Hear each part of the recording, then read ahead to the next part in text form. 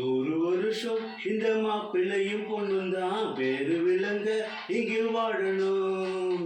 சோழவனத்தில் ஒரு ஜோடி குயில் போலத்தான் கால முழுக்க சிந்து பாடணும்.